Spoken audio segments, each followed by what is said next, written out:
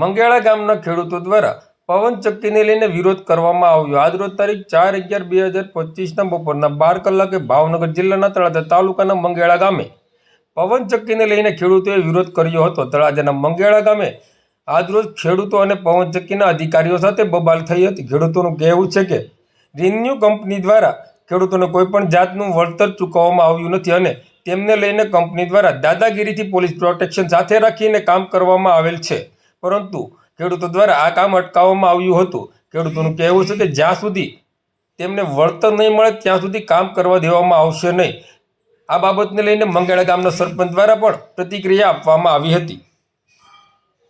બરાબર, અને ખોટા ખોટા તારે છે ડોક્યુમેન્ટ મને અમારા ખાતામાં જોઈ લે, એક પણ રૂપિયો અમને કંપની વાળા આપેલો હોય તો, અને કંપની વાળા પોલીસ વાળા હારીને દાદાગીરી કરીને અમુક ટાયર અમારા બંધાવે છે. બરાબર, એને 1 રૂપિયો અમને આપ્યો નથી વળતરમાં. ઓકે, અને બિનકાયદેસર રસ્તો તો તાર છે, બોલતીનો મંગેળાનો રસ્તો નથી. તમે 3 ફેરી તાર પાડ્યા છતાંનો ઉલ્લેખ આવેલો નથી.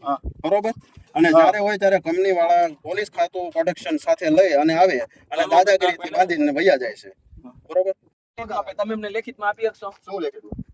મી તમને ભલે ઓર્ડર નો કરી, તમને એટલું તો કહીએ કે તમે રજૂઆત કરતા નથી અમારી. ના ના, અમે સાંભળીએ તો તમે કેવી છે કે આ રસ્તો છે, આ જમીનનો રસ્તો આવી નથી, છતાં લોકો કેમ હાલે? તમે બોલાવી આવો તલાટીને ને કે તો તલાટી આયા છે, બધાને ખબર છે, અમે જોઈ લીધું છે એટલે તમને વાત કરી છે.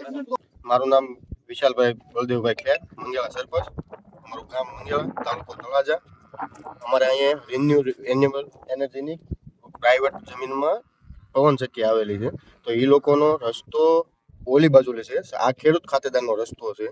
આ લોકો વારંવાર કંપનીવાળા પોતાની પર્સનલ ગાડીઓ લઈને અહીંથી આવે છે અને જેમ ફાવે એમ ગાડી હાંકે છે, અને રસ્તો એની ખુદની માલિકીનો હોય ને એ રીતે ઉપયોગ કરે છે, અને સાથે પોલીસવાળાનું પ્રોટેક્શન લઈને આવે છે, અને ખેડૂત લોકોને કોઈ જાતનું ખેતી કામ પણ કરવા નથી દેતા. રસ્તો અંદરથી ખોદી નાખે છે અને એની દાદાગીરીથી કરે છે.